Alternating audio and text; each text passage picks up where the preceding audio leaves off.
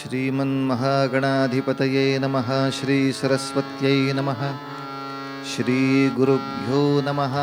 सर्वदेवेभ्यो नमो नमः। वक्रतुंड महाकाय सूर्यकोटिसमप्रभ निर्विघ्नं कुरु मे देव सर्वकार्येषु सर्वदा।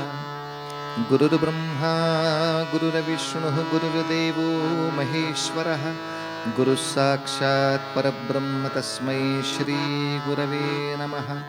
मूकं करोति वाचालं पङ्गुं लङ्घयते गिरिं यत्कृपात्तमहं वन्दे परमानन्दमाधवम्। राम जय जय राम। राम कृष्ण हरि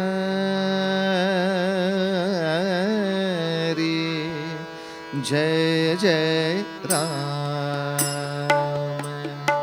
कृष्ण हरि जय जय राम। राम कृष्ण हरि जय जय राम। जय जय राम कृष्ण हरि हरि जय जय राम।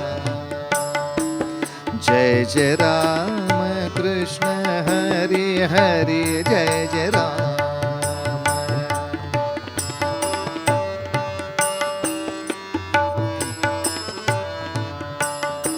राम गोवर्धन धर गोपालन रत गोवर्धन धर गोपालन रत गोकुल संकट हारी।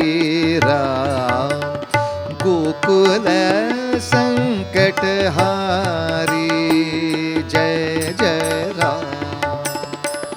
राम कृष्ण हरि जय जय राम।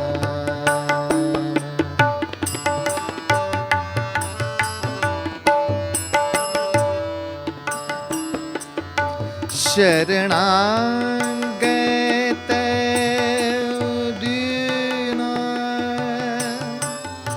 दीना दीना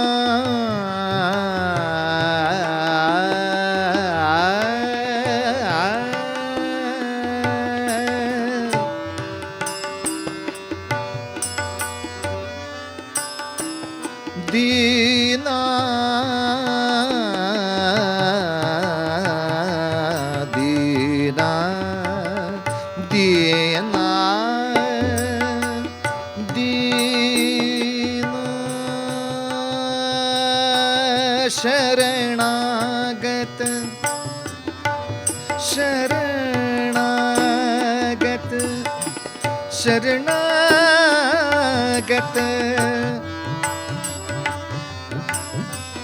दीना शरणागत दीना शरणीने करुणा दृष्टि निहारी जय जय राम। राम कृष्ण हरि जय जय राम। हरि जय जय राम। हरि जय जय राम। रूप पाहता लोचनी रूप पाहता लोचनी रूप पाहता लोचनी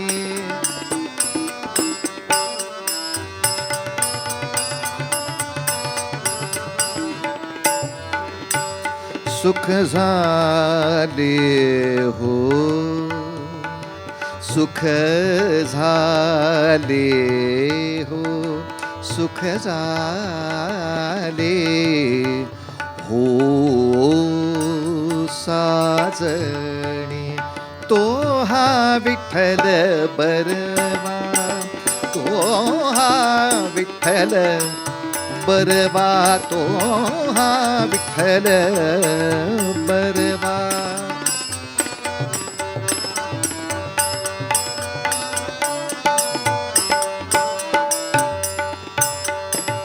तो हा माधव बरवा, तो हा माधव बरवा, तो हा माधव बरवा, तो हा माधव बरवा, तो हा माधव बरवा.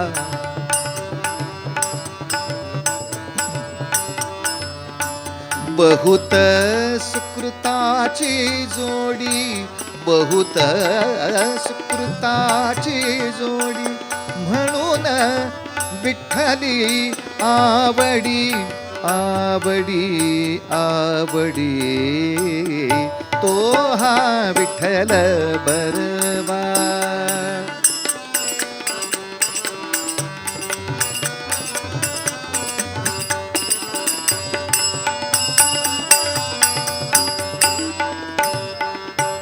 सर्व सुखाचे आगर, सर्व सुखाचे आगर, बाप रखुमा देवीवर, बाप रखुमा देवीवर, बाप रखुमा देवीवर.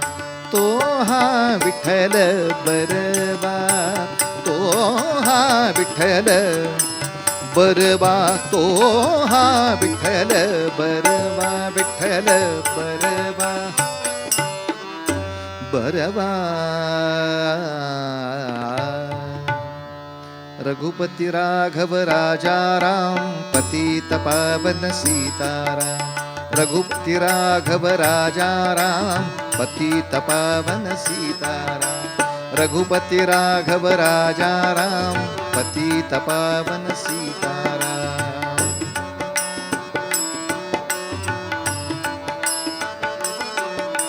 रघुपती राघव राजा राम, पतित पावन सीताराम.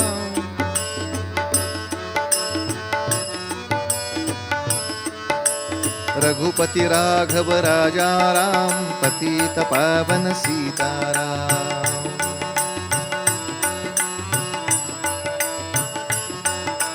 रघुपती राघव राजा राम, पतित पावन सीताराम.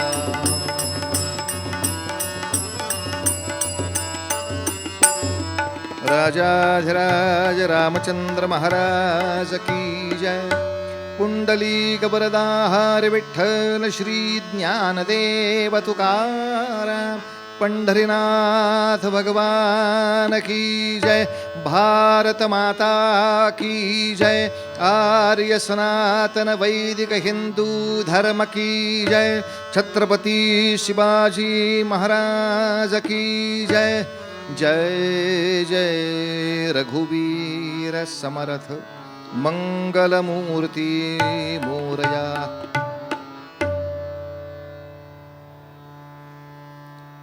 मदे मत्सरे सांडिला स्वार्थ बुद्धी.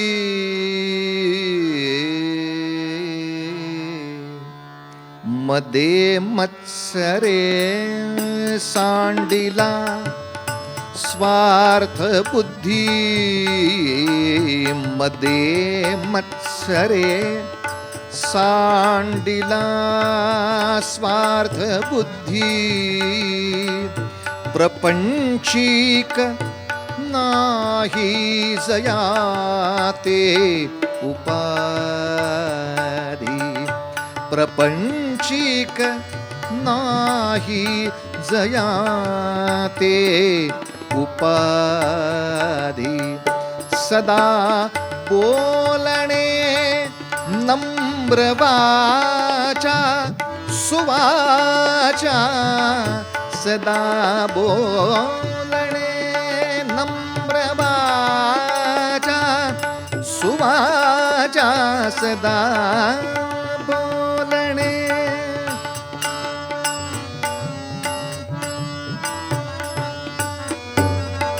सदा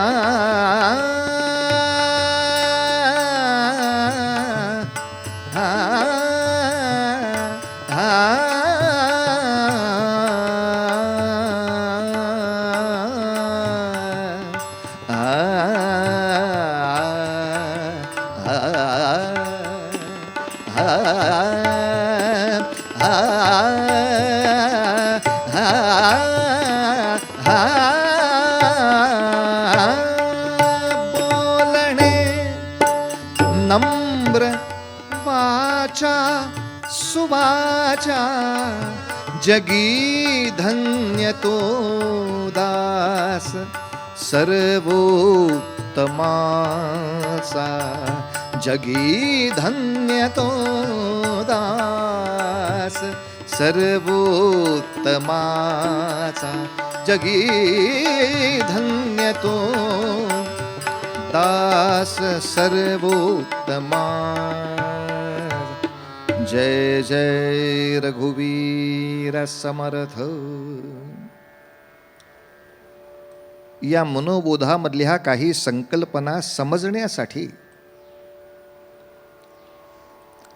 आधी जरा एक वेगळा दृष्टांत बघावा लागेल. आधी दृष्टांत सांगतो आणि मग श्लोकाच्या एकेका ओळीला सुरुवात करतो, कारण ती ओळ समजण्यासाठी आधीचा दृष्टांत समजणं जास्त महत्त्वाचं आहे. दृष्टांत. छानपैकी पहाटेची वेळ आहे, थंडीचे दिवस आहेत, गार वारा सुटलेला आहे, हवेमध्ये थोडंसं धुकं पण आहे.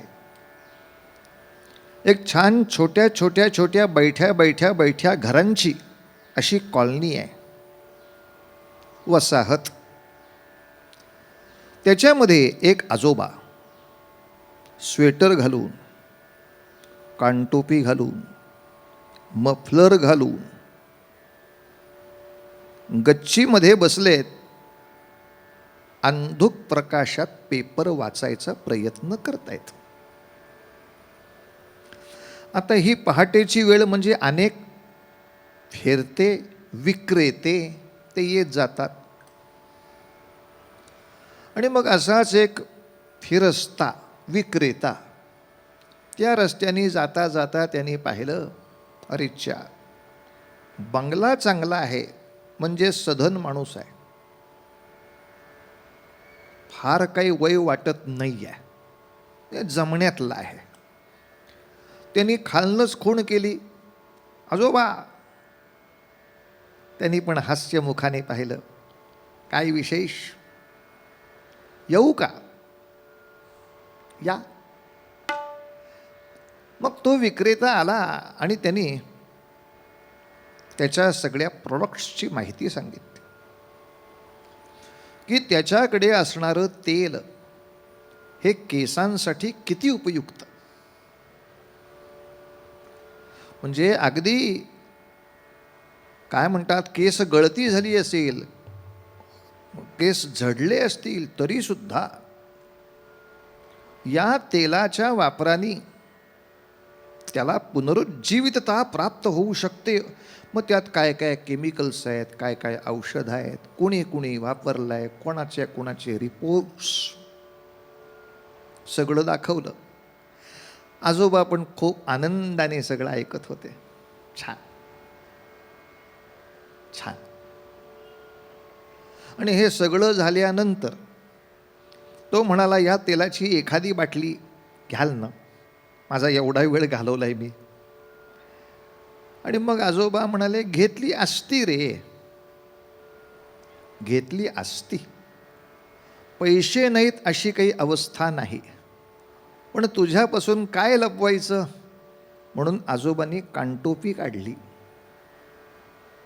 आणि कानटोपीच्या आत तुळतुळीत गोटा, म्हणजे शोधून सुद्धा केसाचा कणही जिथे नाही.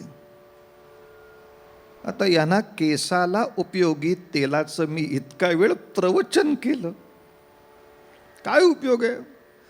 मग तुमच्या घरच्यांच्यासाठी घ्याल का, मी एकटाच राहतो इथे. हा म्हातारा काही उपयोगाचा नाही, असं समजून तो तेलाचा विक्रेता खाली उतरला. उदास झाला बिचारा. म्हातारा माणूस म्हणला, नको उदास होस, तुझ्या एवढा वेळ आणि खर्च वाया नाही घालवत, तसा बऱ्यापैकी सधन माणूस आहेस. आज सकाळी सकाळी माझी चांगली करमणूक केलीस, तेल नाही घेत, 100 रुपये घेऊन जा. कसे बसे 100 रुपये खिशात घातले, कॉलनीच्या चौकापर्यंत गेला.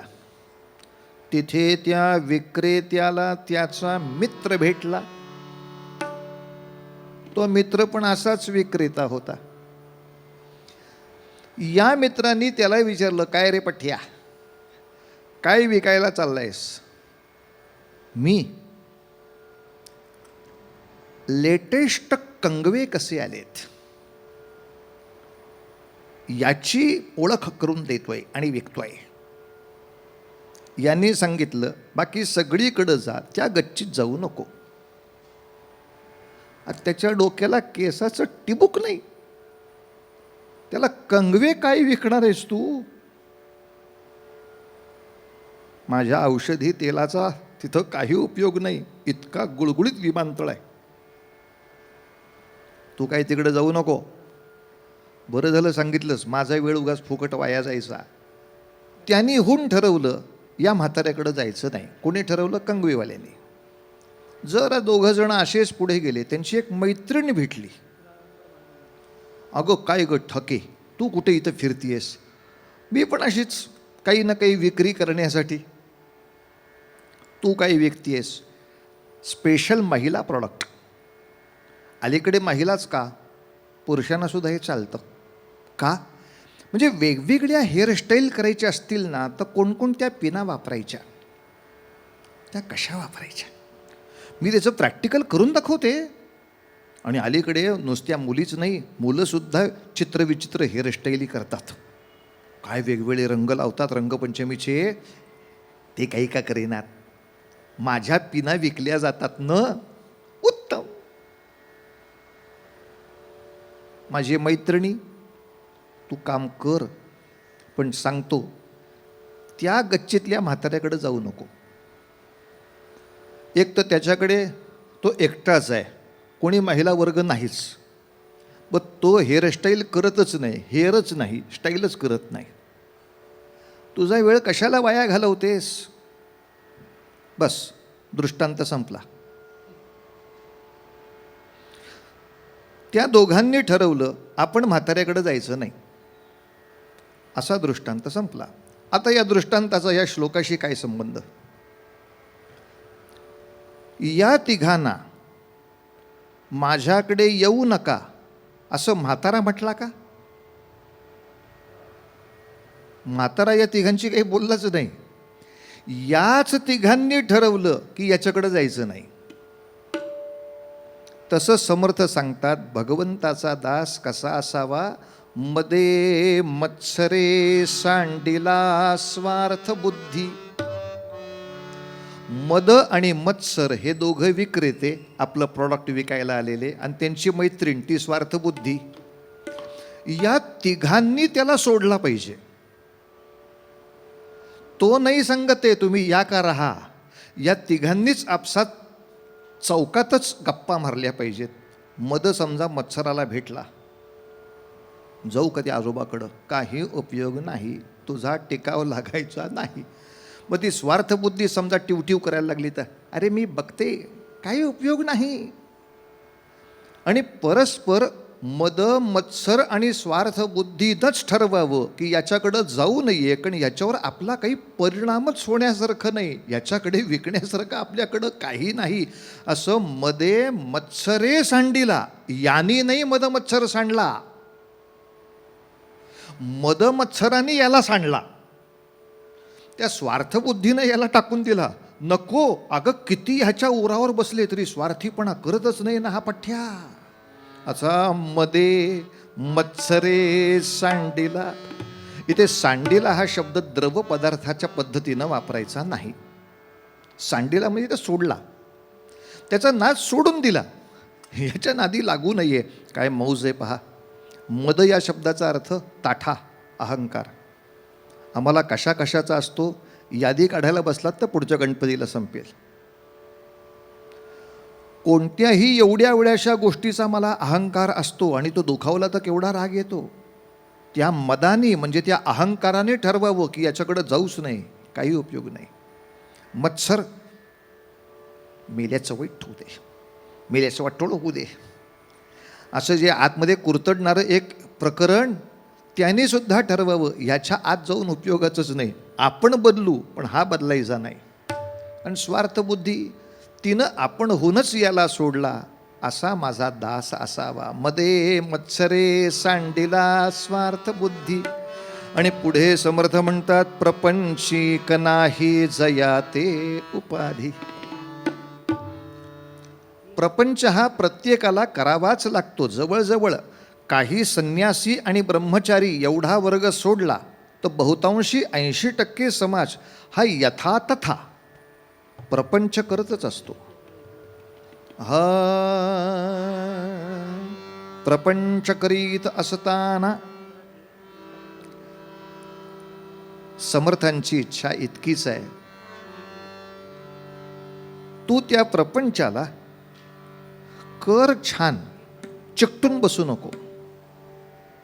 प्रपंचिक या शब्दाचा अर्थ त्या प्रपंचामध्ये होणाऱ्या प्रत्येक गोष्टीला नको इतकं चिकटणे, नको इतकं चिकटणे. खरं उत्तम प्रपंच कोणाकडनं शिकावा? लहान मुलांकडूनच शिकावा. लहान पोरं बघा समुद्रकाठी किंवा नदीकाठी छानपैकी ते घर तयार करतात वाळूचं. पाठदिशी पाय घालतात, थपा थपा थपा थपा वाळू थापतात, घर तयार करतात. ते इंटेरियर डेकोरेशन कमी करतात का? अगदी त्याच्यातला एक पांढरा दगड घेऊन, ही माझी कॉन्टेसा कार आहे बरं का, इथपासून सगळं सगळं सगळं घेतलेलं असतं. मग त्याच्यात काट्या काट्या टाकून कुंपण, माझी हद्द, तू तिकडं घर बांध वगैरे सगळं. आणि ज्या क्षणी आई हाक मारते, चला आता बाकीचं काय खेळायचं ते उद्या, 1 मिनिटात सगळं तिथेच थांबवायचं, निघून जायचं. का? याच्यापेक्षा मोठं घर माझ्या आईचं आहे, याचा ज्याचा विश्वास आहे,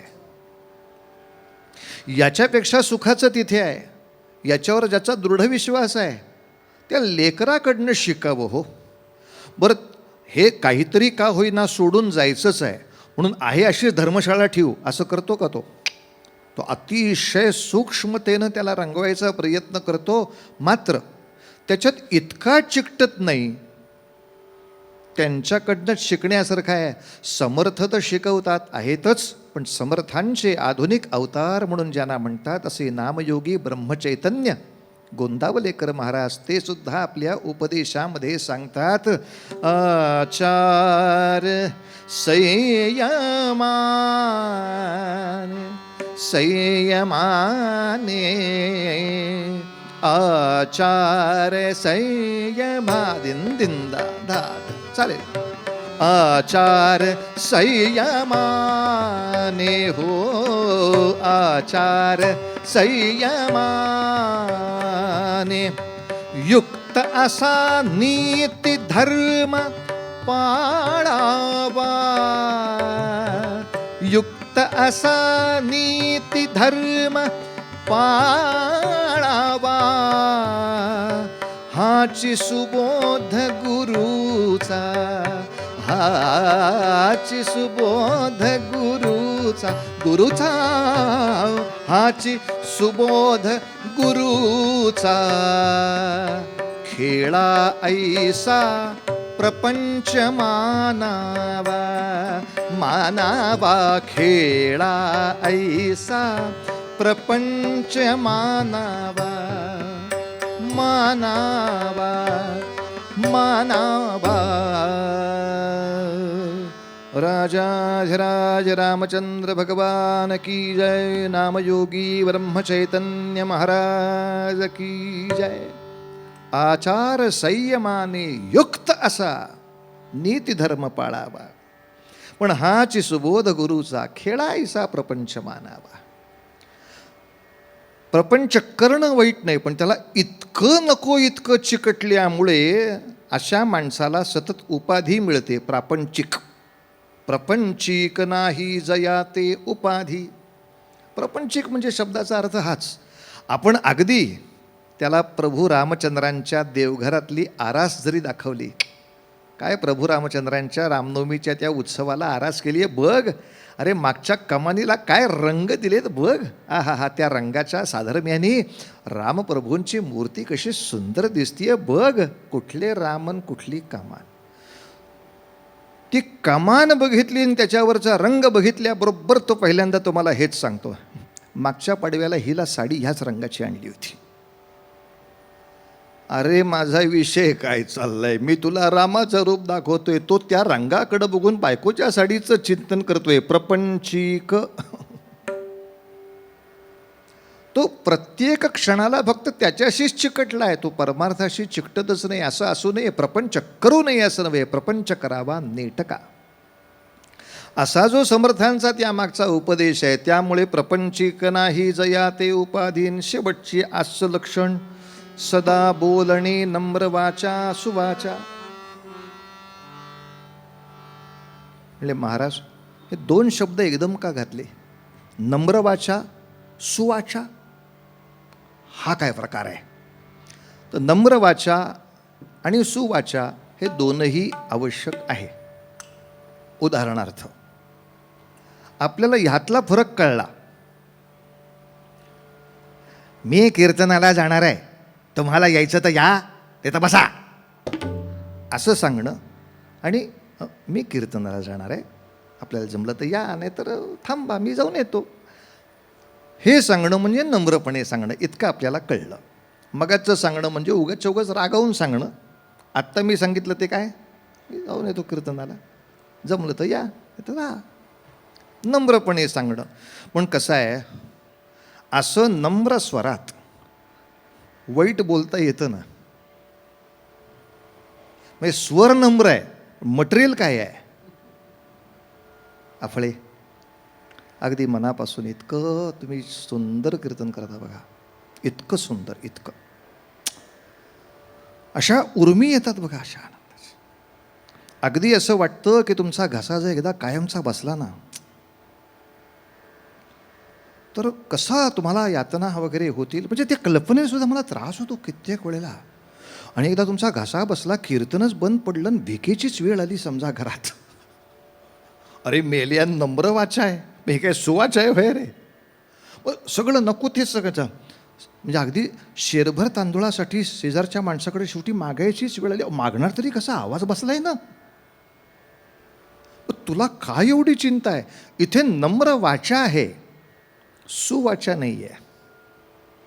म्हणून समर्थांनी स्वरही सांगितलाय आणि त्यातला मजकूरही सांगितलाय, सदा बोलणे नम्र वाचा सुवाचा.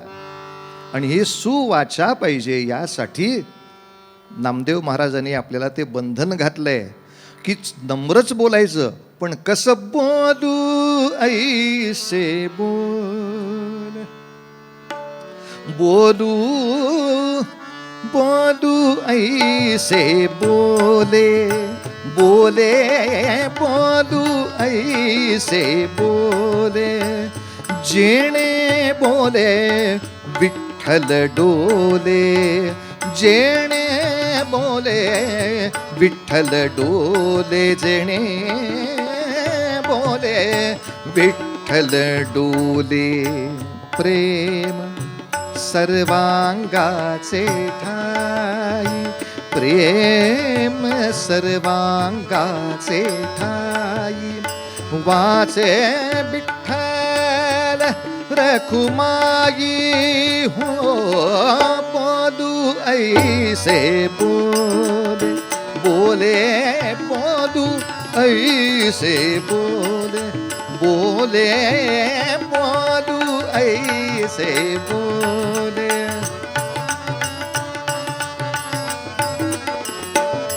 बोलू बोलू बोलू ऐसे बोले, जेणे बोले विठ्ठल डोले, जेणे बोले विठ्ठल डोले, जेणे बोले विठ्ठल डोले, जेणे बोले विठ्ठल डोले हो बोलू ऐसे बोले.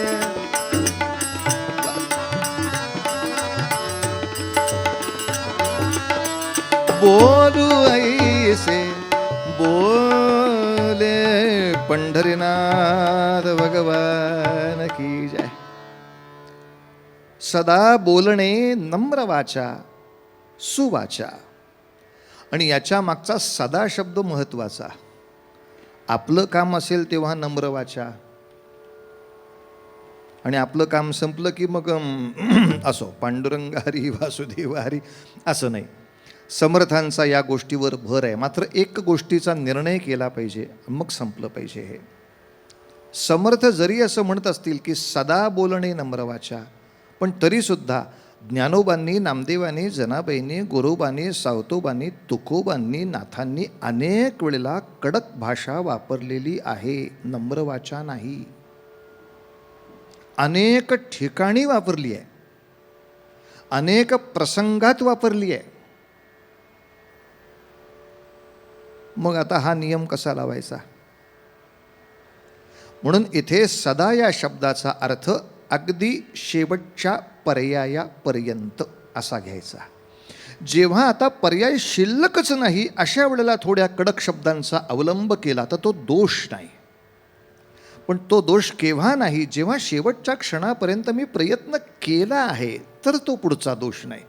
पण असं कठोर बोलणं हा फक्त माझा स्वभाव असू नये हा त्याच्या मागचा मथितार्थ आहे. म्हणून सदा या शब्दामध्ये जिथपर्यंत शक्य आहे, आणि अगदी इमर्जन्सी तर आत्ता नाही ना, इमर्जन्सी असेल तेव्हा ऑपरेशन सांगतातच, मग शस्त्रक्रियाच, यात वाद नाही. पण शक्यतो असं कुठलंही धारधार प्रकरण न चालवता जर सगळं मिटलं चांगलं नाही का? असा जो अखंड प्रयत्न करतो तो दास धन्य आहे. पण वेळ पडली तर तो कठोरही होतो आणि कठोरतेचाही अवलंब करतो. हेही संतांना सन्मान्य आहे. हे लक्षात घेऊन आजचा श्लोक या ठिकाणी चिंतनासाठी पूर्ण करायचा. मदे मत्सरे सांडिला स्वार्थ बुद्धी.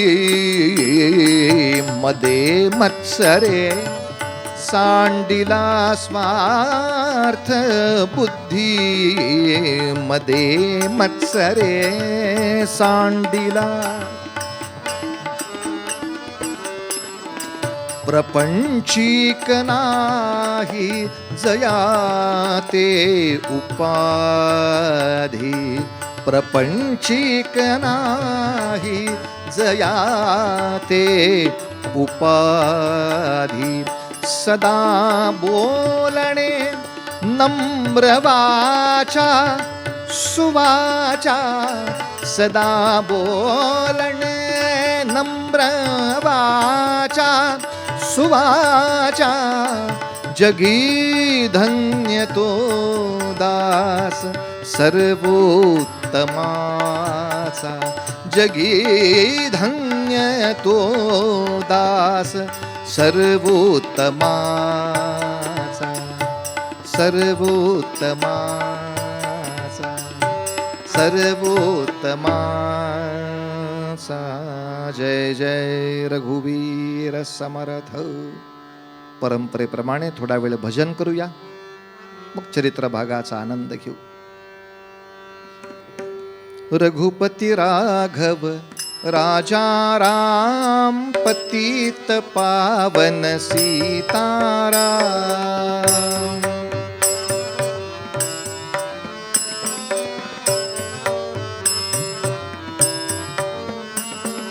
रघुपती राघव राजा राम पतित पावन सीताराम.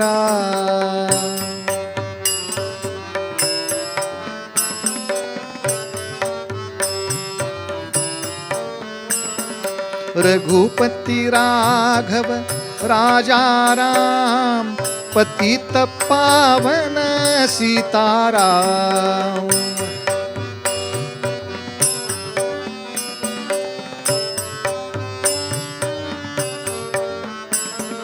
रघुपति राघव राजा राम पतित पावन सीताराम।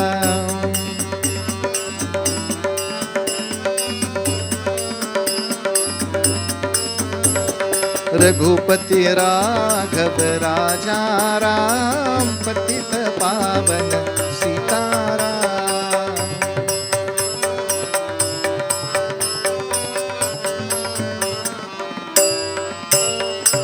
राजाधिराज रामचंद्र महाराज की जय।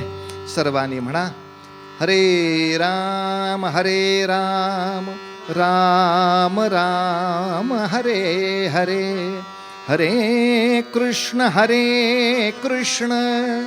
कृष्ण कृष्ण हरे हरे। गोपाल कृष्ण भगवान की जय।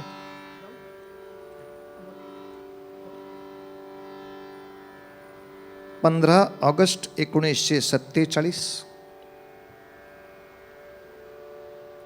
भारताला स्वातंत्र्य मिळाल्याचं घोषित झालं. प्रचंड मोठा आनंदोत्सव साजरा झाला. मात्र आता स्वातंत्र्य मिळाल्यानंतरच्या जबाबदाऱ्या महाकठीण होत्या. कारण एका बाजूला 15 ऑगस्टला भारताला स्वातंत्र्य मिळताना त्याच्या आदल्या दिवशी 14 ऑगस्टला पाकिस्तान नावाचं एक शत्रुराष्ट्र जन्म घेत होतं आणि त्याच्याशी आता मुकाबला जन्मभर करावा लागेल का काय अशीच भीती. पण हा मुकाबला जर पुऱ्या ताकदीनं करायचा असेल तर भारत एकात्म हवा. यासाठी सरदार वल्लभभाई यांनी अखंड परिश्रम घेऊन भारतामध्ये जी विविध 500च्या वर संस्थानं होती त्याचं एकत्र विलिनीकरण करून एकसंध भारताच्या राष्ट्रीयत्वामध्ये सगळ्यांना गोवण्याचा प्रयत्न केला. अत्यंत यशस्वी प्रयत्न केला. लोह पुरुष त्या काळातले ते ठरले. 2-4 संस्थानांनी खूप विरोध केला पण वल्लभभाईंनी तो विरोध जबरदस्त पद्धतीनं मोडून काढला आणि त्यांना भारतीय या संविधानाच्या छत्राखाली येणं आवश्यक झालं. जवळजवळ सगळे संस्थानिक भारत राष्ट्र ह्या विषयात एकत्र आले. एका संस्थानाला जरा त्रास, तो म्हणजे काश्मीर. काश्मीर हे असं विचित्र ठिकाण होतं, तूर्त ते स्वतंत्र संस्थान होतं. अजून ते भारताचं आहे का ते पाकिस्तानचं आहे ते ठरायचं होतं. काश्मीरवरती राजा हरिसिंह हे डोगरा जमातीचे राजपूत अशा हिंदू राजाची राजवट होती. पण का कोणास ठाऊक त्यांच्या डोक्यात असा काही विचित्र संभ्रम निर्माण झाला होता. आपण स्वतंत्रच असलेलं बरं. आपल्याला भारतही नको, आपल्याला पाकिस्तानही नको. पण राजपदावर बसलेल्या माणसाला एवढं तरी कळायला पाहिजे की समोरचा शत्रू काय मनस्थितीचा आहे आणि आपण काय तयारीत राहिलं पाहिजे. पण ही राजकीय दृष्टी याचा थोडासा अभाव झाला राजा हरिसिंगांच्याकडून. वल्लभभाई गृहमंत्री सातत्याने सांगत होते लवकरात लवकर सामील व्हा, नाही तर तुमच्यावर संकट आलं तर तुम्हाला वाचवायला आम्हाला सैन्य पाठवता येणार नाही, कारण तुम्ही भारताचा भागच नाही. असं काय करता, जरा थांबा, मी जरा विचार करतो. त्यांनी पाकिस्तानला पण पत्र पाठवलं, मला विचार करायला एक 5-6 महिने द्या. भारताला पत्र पाठवलं, मला विचार करायला 5-6 महिने द्या, एक 6 महिन्याने तुम्हाला मी कळवतो इकडं जातोय तिकडं जातोय का कुठंच जात नाही आहे. तेव्हा हम जैसे है वैसे ही रहने दो, इसका बोलते हैं जैसे थे वैसे ही हमको रहने दो. एक साधा 5-6 महिने जरा थांबा. आत्ताच ऑगस्ट आहे, लगेच तुम्ही असं ऑगस्टमध्ये भराभरा घाई करू नका मला जरा. अरे करू दे थोडासाच विचार करू दे, थोडासाच विचार करू दे, थोडासाच विचार. तोवरी जैसे थे करार, तोवरी जैसे थे करार करू दे, थोडासाच विचार करू दे.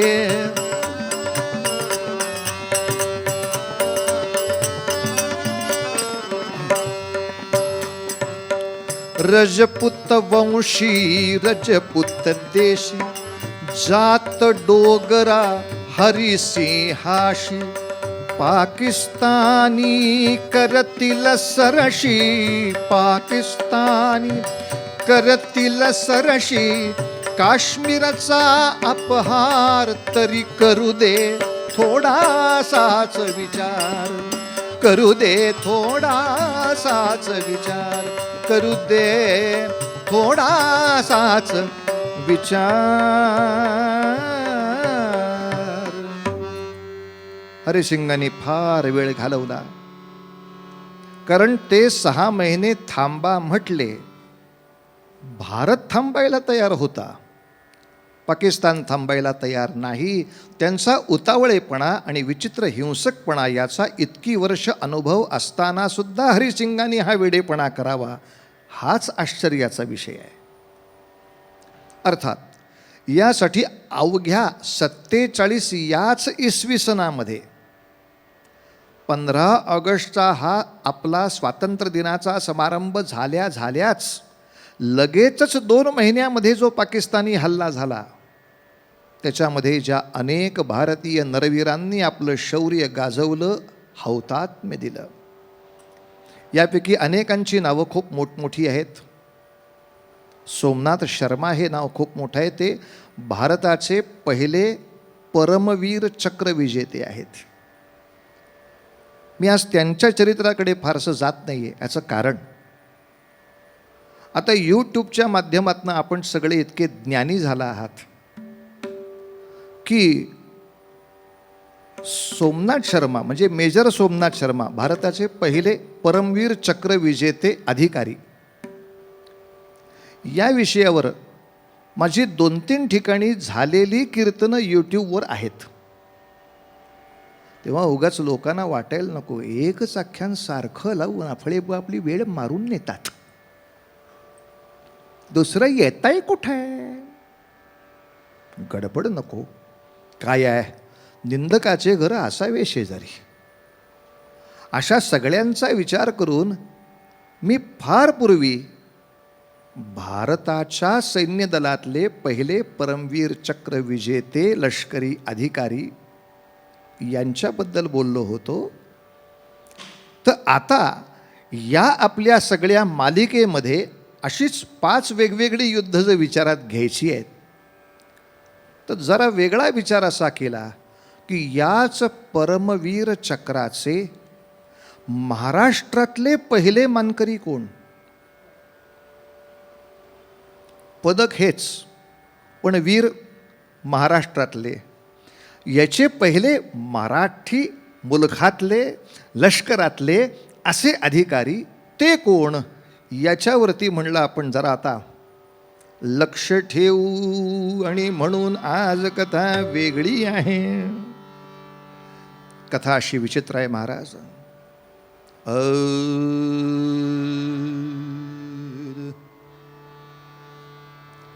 काश्मीरच्या शेजारची 2 मोठी शहरं, ज्या शहरांची नावं आपल्या सगळ्यांना साधारण इतिहास किंवा वर्तमानपत्र आपण चालत असाल, वाचत असाल तर माहिती असलेली ही नावं आहेत.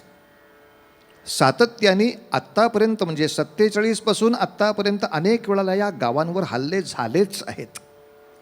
तेव्हा लष्करी किंवा राजकीय घडामोडी जे लोक वाचत राहतात त्या सगळ्यांना निश्चितपणे माहिती आहेत. अशी ही 2 महत्त्वाची गावं, एक राजौरी आणि एक पूंछ. पूंछ का इलाखा आणि राजौरी इलाखा हे 2 इलाखे अत्यंत प्रसिद्ध काश्मीरच्या दक्षिण भागाकडे असणारे. पाकिस्तानी सैन्याने विविध वाटांनी काश्मीरमध्ये घुसून कब्जा घ्यायचा प्रयत्न केला. यातल्या बहुतांशी वाटांवरती 47 सालातले मी जे सांगितले त्या पद्धतीनं मेजर सोमनाथ शर्मा असतील, ब्रिगेडियर असतील, या अनेक लोकांनी हे पाकिस्तानचे डाव उधळून लावले. अर्थात या आक्रमणाची पद्धत थोडी विचित्र होती. पाकिस्तानी सेना फक्त मागे सपोर्टर होती. त्यांनी समोर आणले ते त्या सगळ्या वाळवंटी मुलखामध्ये ज्या लुटारू, अशिक्षित, असंस्कृत अशा अफगाण टोळ्या होत्या, त्या टोळीवाल्यांना एकत्र केलं. त्यांना फक्त आपली अत्याधुनिक शस्त्र पुरवली. त्यांना पगारही ठरवायची काही गरज नव्हती, का ते तितकेच अडाणी असंस्कृत अवस्थेतले होते. त्यांचे पगार हेच की जी गावं लुटाल त्यातले पैसे जे लुटाल तुम्ही. आणि दुर्दैव असं होतं की तो संप्रदायही असा भयानक उपदेश करणारा होता की त्या गावातल्या ज्या बायका लुटाल त्याही तुमचा पगारच आहेत. आणि इतकं असंस्कृत हिडीस आक्रमण, म्हणजे ते आक्रमणासाठी ट्रॉल्याच्या ट्रॉल्या घेऊन यायचे. त्यातल्या काही टेम्पो, ट्रक्स, ट्रॉली या शस्त्रांनी भरलेले असायचे आणि काही रिकामे असायचे. त्या रिकाम्यामध्ये हे लुटलेले पैसे लुटलेल्या बायका घेऊन जायच्या. आणि अशा तऱ्हेनं बऱ्याच गावांवर आक्रमणं करून त्यांनी तिथला पैसा आणि स्त्री, आपल्या मातृशक्तीला अत्यंत घाणेरडी हानी पोचवली. ही त्यांची भयानक विकृती लक्षात आल्याबरोबर आपल्या सैन्याने त्या काळामध्ये जी मुसंडी मारली आहे, आपण जरा भूगोलाच्या नकाशावर पहा. भारतीय सैन्याने अत्यंत दुर्गम असलेली हाजीपीर नावाची जी खिंड आहे ती खिंड जिंकून पूंछ भागापर्यंत दणका लावला आणि पूंछ हा विभाग कब्जात घेतला. इथून मला पुढचा कथाभाग सांगायचा आहे. गडबड अशी झाली, पूंछ या विभागाच्या पलीकडे राजौरी हा भाग येतो. हे दोन विभाग जर भारतीय सैन्याकडे असतील किंवा हे दोन विभाग ज्या सैन्याकडे असतील त्यांचा त्या प्रदेशावर जास्त मोठा कब्जा राहणार आहे. ते विभाग खूप महत्त्वाचे आहेत. आणि भारतीय सैन्याला वार्तासुद्धा अशी कळली होती की राजौरीच्या त्या ठाण्यावर असंच आसपासच्या खेड्यातली 1500 मुलं, बाळं आणि बायका पळवून नेल्यात, बलात्कार करून नासवायला. आणि या सगळ्या हिंदुस्थानच्या भूमीवरचं हे आपलं नागरी धन त्या राजौरी भागातल्या हरामखोरांच्या हातात आहे म्हटल्यानंतर मस्तक अशी पेटली होती. रणगाडे तयार केले होते. पण रणगाडे आता राजौरीकडे जाणार, तोच एक मराठी सरदार अधिकारी थांबला आणि म्हणाला, जरा थांबा. मेजर विचारतो, काय झालं? या अधिकाऱ्याचं नाव राम, त्याच्या वडिलांचं नाव राघोबा. सगळी नावं रामचंद्राचीच, आडनाव राणे. नाव जरी राम असलं तरी रामा राघोबा राणे असं म्हटलं जायचं. त्या रामाने थांबवलं. का रे? हा इंजिनिअरिंग डिव्हिजनचा माणूस. त्याने पटकन सांगितलं, मला डोळ्यासमोर असं दिसतंय की पूंछ विभागामध्ये जमिनीवर असलेली माती आणि राजौरीकडे जाणाऱ्या रस्त्यावरती असलेली माती, या मातीच्या रंगामध्ये आणि पोतामध्ये प्रचंड फरक आहे. याचाच अर्थ ही जमीन सुरक्षित नाही. माती त्याच्यावर टाकली जाते ज्याच्याखाली सुरुंग असतात.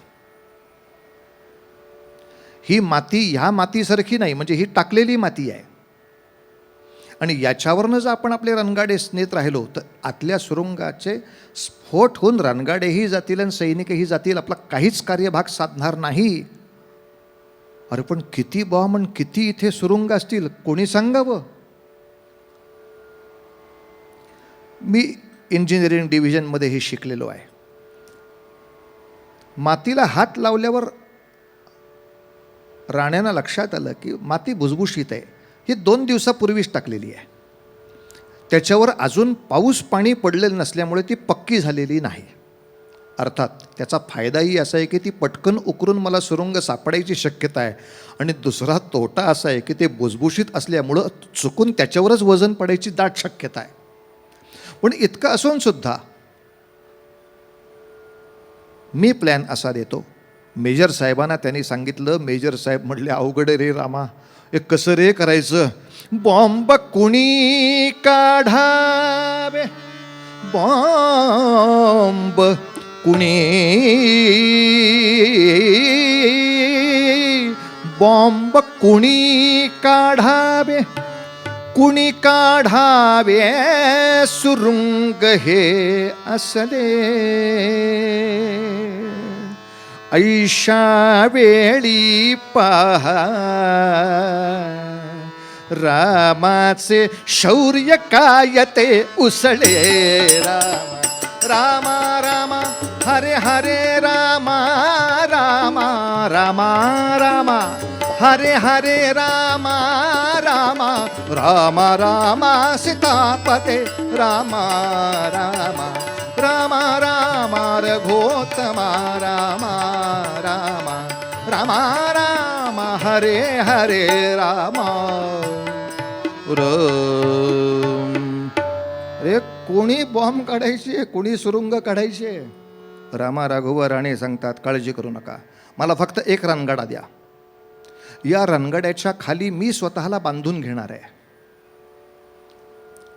मी सांगीन त्या त्या सिग्नल प्रमाणे रणगाडा जाईल. जिथे सुरुंग नाही तो सिग्नल मला कळतो माझ्या यंत्रणेला.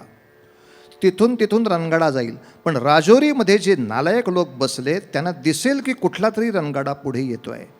रणगाडा कोणीतरी पुढे येतोय म्हटल्यावर ते बंदुकांचा तिथून मारा करतील.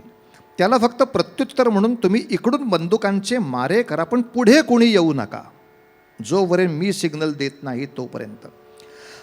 माझ्या रणगाड्यावर जास्त फायरिंग होणार नाही, त्याला प्रोटेक्शन तुमचा गोळीबार करेल. आणि मी रणगाड्याच्या खाली जमिनीकडे तोंड करून आडवा बांधायचा या माणसाला. आणि त्याच्या सिग्नलप्रमाणे हळूहळू रणगाडा पुढे नेत त्याने रस्त्यातले जे जे सुरुंग सापडतील ते उचलायचे, नाकाम करून टाकायचे.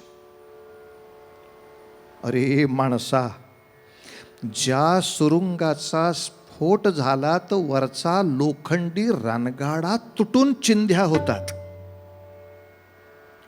तिथे तू तुझा देह बिना चिलखताचा बांधून घेणार आहेस? म्हणजे समजा चुकून खालचा सुरुंग फुटला तर पहिल्या लोखंडी रणगाडा तर उडेलच. याचं काय होईल? याचं काय होईल याचा जर विचार देवाच्या पुढं करायची वेळ आली तर मग काय उपयोग झाला हो आपल्या महाराष्ट्रातल्या वारकरी संप्रदायाचा? महाराजांनी काय सांगितलंय? पहिलं काम देवाचं. देह जावो अथवा राहो, देह जावो अथवा राहो, पांडुरंगी दृढ भावो, पांडुरंगी दृढ भावो. देह जावो अथवा राहो, देह जावो अथवा राहो, पांडुरंगी दृढ भावो, पांडुरंगी दृढ भावो. चरण न सोडी सर्वथा, चरण न सोडी सर्वथा, चरण न सोडी सर्वथा, तुझी आण पंढरीनाथा, तुझी आण पंढरीनाथा. देह जावो अथवा राहो, देह. नामदेव महाराजांचा उपदेश आहे, माझ्या भूमीतल्या संतांचा उपदेश आहे. या माणसानं रणगाड्याला स्वतःला बांधून घेतलं आणि किती काळ काम केलं. पाठांतर नका करायला जाऊ, लक्षात ठेवायला अत्यंत सोपं आहे, अत्यंत सोपं आहे. म्हणजे हे युद्ध झालं इसवी सन 1948ला. 47-48 हे पहिल्याच वर्षातलं युद्ध आहे. आणि या 48च्या युद्धात रामा राघोबा राणे या माणसानं रणगाड्याच्या खाली स्वतःला बांधून घेऊन 48 तास काम केलेलं आहे महाराज. लष्करी नोंदीप्रमाणे 48 तास तो काम करत राहिला. रस्त्यावरचे एक एक एक सुरुंग बाजूला करून दाखवलेन आणि राजौरी पर्यंतचा मार्ग असा मोकळा करून दिला की विजयी भारतीय सेना अंगावर जाऊन राजौरी 2 दिवसामध्ये कब्जामध्ये आणून दाखवलेन पट्ट्यानं. पण ही विजयी भारत सेना राजौरीला ताब्यात घेऊन उभी राहिली म्हटल्यावर आपोआपच शत्रूकडचा जोर ओसरला. बंदीत टाकलेले सगळे निरपराध नागरिक सुटले. राजौरीमध्ये असलेलं प्रचंड मोठं दारुगोळ्याचं भांडार भारतीयांच्या हाती लागलं. अर्थात राणे साहेबांचा जेव्हा मी पराक्रम सांगतोय तेव्हा त्यांच्या या रणगाड्याला बाकीचे सैनिक सुद्धा गोळीबार करत राहून जे सपोर्ट करत होते, जे सुरक्षा देत होते, त्यांचाही आपल्याला पराक्रम नाकारून नाही चालत. पण लष्करानं रामा राघोबा राणे या मराठी माणसाच्या या 48 तास काम करून जीवावर उदार होऊन भारतीय सेनेला मार्ग देणाऱ्या कार्याचा गौरव म्हणून भारतीय सैन्य दलाच्या इतिहासातला महाराष्ट्राला मिळणारा पहिला परमवीर चक्राचा सन्मान रामा राघोबा राणे यांच्या नावे निश्चित झाला, मिळाला. हा आमच्या सगळ्यांच्याच निश्चितपणे अत्यंत अभिमानाचा विषय असला पाहिजे. आणि हेच सैनिकांचं ध्येय डोळ्यासमोर ठेवून आम्ही सुद्धा आपल्या राष्ट्राच्या कल्याणासाठी प्रत्येक वेळेला काही सीमेवरच लढावं लागतं असं नाही. इथल्या सुद्धा अनेक स्थायी अनेक अडचणी बाजूला करायला आम्ही देह सुखावरती थोडाशी लाथ मारून जो अखंड कार्यरत राहिलो तर या सैनिकांच्या ऋणातून अंशतः का होईना उतराई होण्याचा आम्हालाही मान मिळेल. आणि आम्ही अशा सामाजिक कार्यासाठी कष्ट करताना हाच अभंग लक्षात ठेवायचा. देह जावो अथवा राहो, देह जावो अथवा राहो, पांडुरंगी दृढ भाव, पांडुरंगी दृढ भाव, पांडुरंगी दृढ भाव. मला सांगा, हे जे लढणारे सैनिक असतात त्यांना प्रपंच नसतो का हो? काही घर नसतं, आईवडील नसतात, भाऊ बहीण नसतात, काही पत्नी नसते, का मुलं नसतात, का हे सगळे असूनही ह्याच्या कोणावरच प्रेम नसतं? असं नाही आहे महाराज. यांचे सगळ्यांचे अत्यंत जिव्हाळ्याचे संबंध असतात सगळ्यांबरोबर. पण पूर्वरंगात सांगितल्याप्रमाणे ते लहान मुलाच्या प्रपंचासारखा तो मांडतात. पण ज्या क्षणी आईबाबांची हाक ऐकू येते, चला रे लेकरांनो, त्या क्षणाला तो सगळा रंगवलेला प्रपंच आहे तिथे ठेवून ते जातात आणि आपलं ईश्वरी कार्य पूर्ण करतात. असंच ईश्वरी कार्यासाठी मला सर्व मोह बाजूला टाकून जाण्याची शक्ती भगवंतानी या गणेशानं प्राप्त करून द्यावी अशी या गणरायाच्या चरणी प्रार्थना करताना असा श्लोक लक्षात ठेवायचा आहे महाराज. मध्ये मत्सरे सांडिला स्वार्थ बुद्धी, प्रपंचिक नाही जया ते उपाधी, प्रपंचिक नाही जया ते उपाधी. सदा बोलणे नम्र वाचा सुवाचा, जगी धन्य तो दास सर्वोत्तमाचा, जगी धन्य तो दास सर्वोत्तमाचा, जगी धन्य तो दास सर्वोत्तमाचा. जय जय रघुवीर समर्थ मंगलमूर्ती मोरया.